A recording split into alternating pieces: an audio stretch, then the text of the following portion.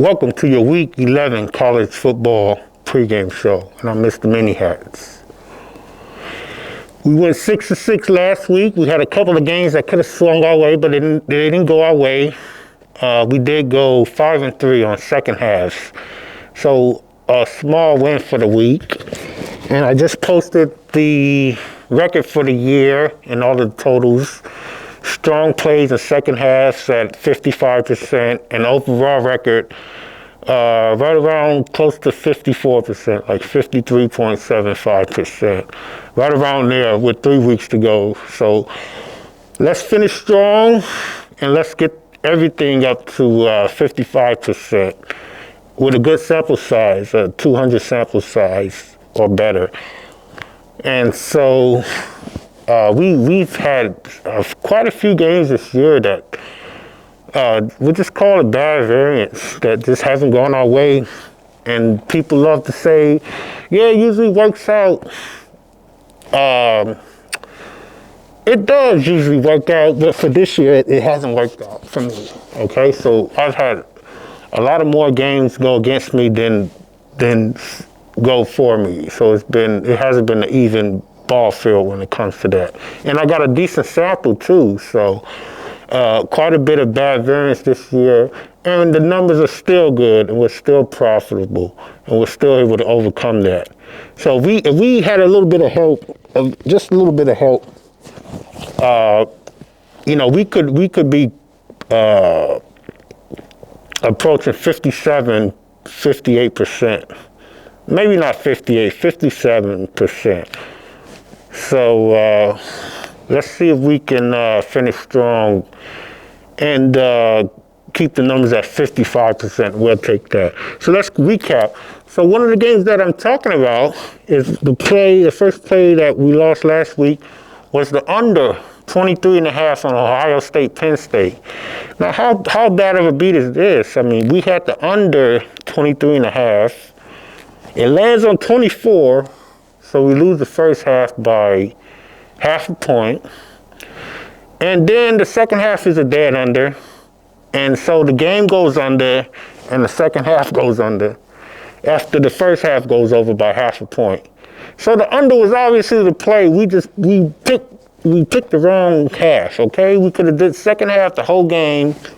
But I usually, like I said, when I take unders, because of the overtime factor and the nonsense that goes on at the end of the games and the pitchy woo-woos and the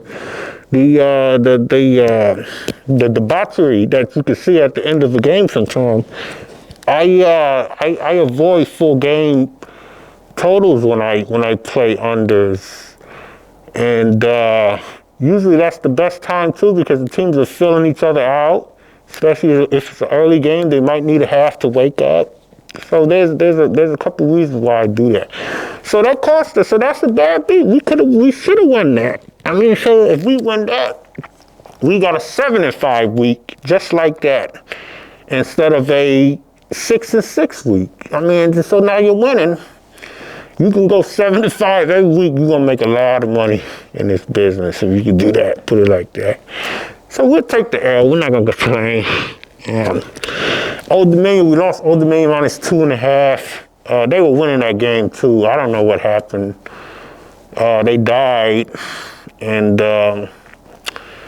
it was disappointing. I had a lot of faith in Old Dominion. I thought they were going to start to get something going. They had strung together some wins. Won 3 out of the last 4 games. And I just thought they had some momentum and they could win by a field goal. And they were up and they just died. So we lost that. We lost with Army on the first half, minus 13. And we lost with Army minus 22 for the full game. And I didn't see the game, but apparently the quarterback got hurt. That's what, because he's questionable going into North Texas.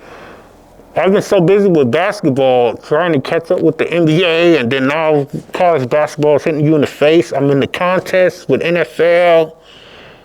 I mean, it's a lot of work, so I just can't watch every single game. I can do better, though, and we're still winning. We're still at 55%. Ask Billy Walters if 55% is good enough, and see what he'll tell you. So anyway, the quarterback got hurt, and so there's something. That's probably why it could have been an injury thing. But we lost both of those games. So I'm not surprised. It's a rivalry game. You throw the records out. Maybe I was expecting Army to continue to be the cover machine, but with these type of games, you throw the records out, and the 22 was enough. The Sharps, they won it. It was 23, so they're the ones that bet it down, and they got it. We won with Vanderbilt +7. They beat Auburn outright, and I can't continue to understand why they keep getting points every week and keep getting disrespected at this point in the season. They're still getting points. I mean, this game should have been a pick. I mean, they're giving a full touchdown at home, not even 3 points, not 3.5, but a full touchdown. And even with a banged up Pavia, the whole team is banged up. They still went out there and beat them. And they're getting more points again this week, and we're going to take them again. And so we'll talk about that a little later. So we won with that. We won with Oregon 7.5 first half and 14.5 for the whole game. So playing Michigan, speaking of getting lucky, they did get a touchdown inside of a minute to get the cover for the whole game, or we could have lost that. So in all fairness, I better start talking about the good beats too. But that was a good beat, don't get me wrong, but it just seems like what happened with Ohio. So that makes up for Ohio State. We had a bad beat with Ohio State, but we had a good beat with Oregon. So that's an even playing field, but it hasn't been like that all season. But generally speaking, over the long run, that will happen. You get one good one and bad one. So usually the people that always complain about bad beats are just the chronic losers and the degenerates, because they never tell you when they get lucky. When they get lucky, they're just the best handicap in the world. They don't attribute luck to any of their wins. So anyway, let's move on. So we won those 2 bets. We lost to Texas A&M. That was a tie game at half. They were winning in the first half. They went up 20-13, and then I believe South Carolina came back and tied it up 20 apiece. And then they didn't score again in the second half, and South Carolina blew the doors off. And a couple guys, not a couple guys, I don't respect a couple. One guy that I respect in this business, he was on South Carolina. And so I'm not surprised by that. I'm more disappointed in Texas A&M. Especially after the prior week, I thought with the quarterback change, I thought that would wake up that quarterback and he would win this game, but he didn't. So the next game we had was UCLA. I believe every week this week I've given out a dog that's won outright. I mean, we already have Vanderbilt. This one won outright. I told you that I liked what I saw with Eric Bieniemy the week prior, and how he was opening it up, and I like how they played, and they opened it up again, and they scored, okay? And so that it makes me feel good a little bit that my assessments are correct. And it took him a while, but he's starting to open up the offense. Like the first 6 games of the season, 5 games, we're like, what happened to Gardner? What is he doing? I mean, I know he could play. I know he could throw the ball. I was trying to figure out what's going on with them, but now it makes sense. It's going to start to open it up. Look for UCLA to finish the season strong. So we won with that one. They beat Rutgers outright. And they did it on the road, I believe. They went on the road and beat them. Yeah. Went all the way over there and beat them. This is a funny game. We lost this game. You can contribute this to bad luck, or it could be we just lost the game. But we just lost the game. We're obviously going to take accountability for the loss. I'm just saying it could have been another way. Navy -6.5 first half. They lost this game outright to Rice. Now, there were 2 weather delays. This is like a 5-6 hour delay, a really long delay. And so they wanted to make sure to play this game. They had to play this game. There was no making up this game. So they had a delay for about 3-4 hours. They played a couple of plays. They played a few minutes, 4 or 5 minutes, and then they stopped right away and had another delay. So 2 delays. I mean, what does that do to your timing? And it's definitely got to favor the home team. I mean, the road team. You might have to eat again. I mean, you're going that long between playing football. You might have to eat again. So anyway, we lost the bet, but it was a rare event that rarely ever happened in football in this game. Next bet, this was a pretty easy win. Tennessee under 23 first half with Kentucky. The dog fight, just like I thought it would be. And I went on the first half when we got it. And then the next one was pretty easy too. Was North Carolina dusting off Florida State 2.5. What a joke that was! And they beat them pretty good. And we nailed them again second half, and we won again on that. That's why we went to 5-3 for the second half. You know, just picking up on stuff like this. They were picked second half. We nailed them again, and we won that one too. So that's a quick recap for last week. Now let's go into this week. First play is UCLA over. Game opened at 44. I see it went to 44.5. I see 45 at Christopher. Let's go ahead and grab that now before it goes to 46, 47. 46.5 by game time. Let's go ahead and grab that 45. Like I said, Eric Bieniemy and them, they're opening up the offense. They're playing Iowa. McNamara, if he's playing, even if he's not playing, the quarterback for Iowa, they should have enough to score at home. 3 touchdowns, and UCLA will get the rest.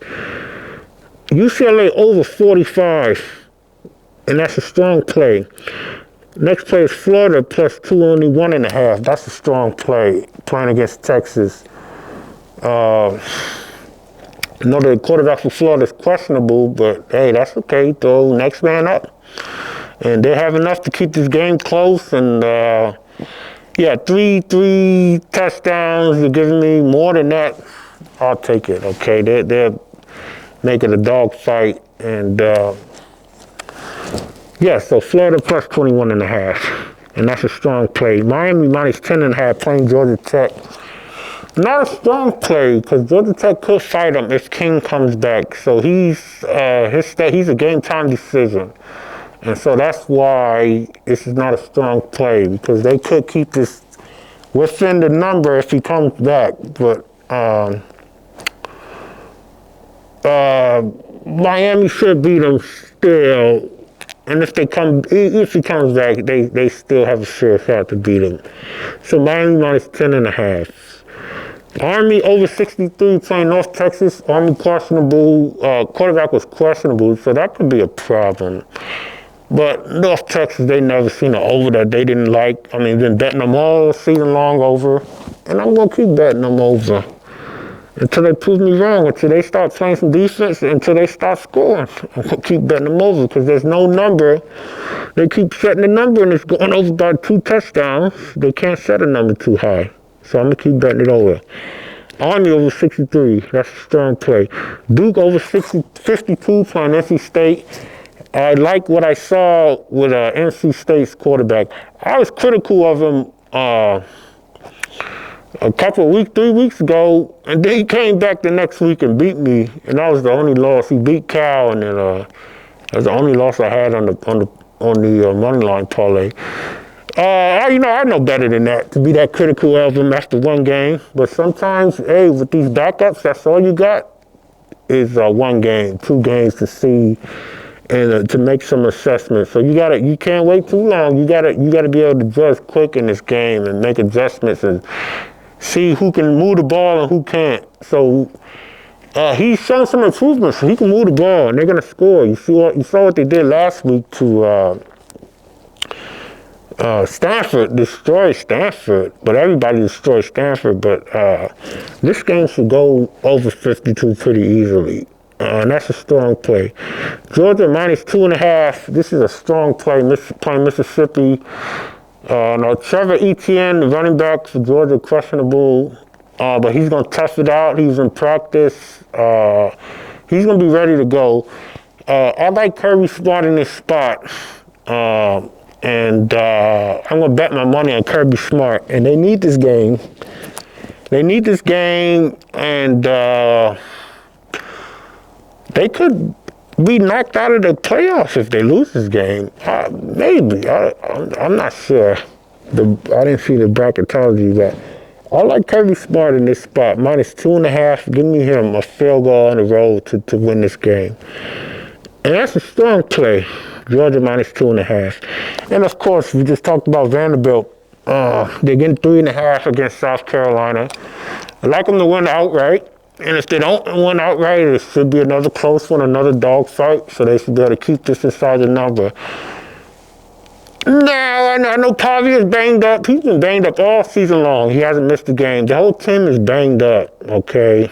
And Pavia, he really showed the last game. He was hobbling around. And so that is a concern. I mean, I'm not just going to throw that out the window, but these guys are young, man. He had a whole week to heal up. And, I'm sure he's not out there playing on a half-torn Achilles or something. He's got some nicks and necks, and he's going to tough it out like the warrior that he is. And he's going to get this win. And if they win this game, this would be the fourth time they won as a dog outright straight up. I don't think I ever seen a team ever do that. You might be, you might have to call them the best money team of all time. So we'll see what happens. But we like Vanderbilt plus 3.5, and that's a strong play. This last play, I'm not gonna play, and I took it off of the money line parlay, and that's BYU minus 4, minus 0.5 at Christopher's. I know Cam Rising is out. This has a perfect setup for a letdown because BYU 8-0 and everybody thinking, this is gonna go and steamroll Utah. No Cam Rising. Hey, this is a in-state rivalry, and Utah will love nothing more to say that they beat BYU. Now, some of these rivalries, they kind of died out with this transfer portal and these teams flying back and forth across the country. But and the guys transferring schools every year, that hurts a rivalry because what makes a rivalry is kind of what happened the year before. So if you played a team the year before and you had a tough loss and you remember that, and so there's some guys still on the team that remember that loss that stung the year before, that makes the rivalry so much better. But how is that going to be possible if all the guys that were there the year before, if they're all gone? So that's the transfer portal has hurt rivalries. So I left that off. Okay? So we're just going to go with the 7 plays, and we're going to have some second half plays, and we're going to finish the season strong. So to recap, we got UCLA over 45, Florida plus 21.5, Miami minus 10.5. Florida and UCLA are both strong plays. Army over 63 strong. Duke over 52 strong. Georgia minus 2.5 strong. Vandy plus 3.5 strong. And that's it. Everything is strong except for Miami.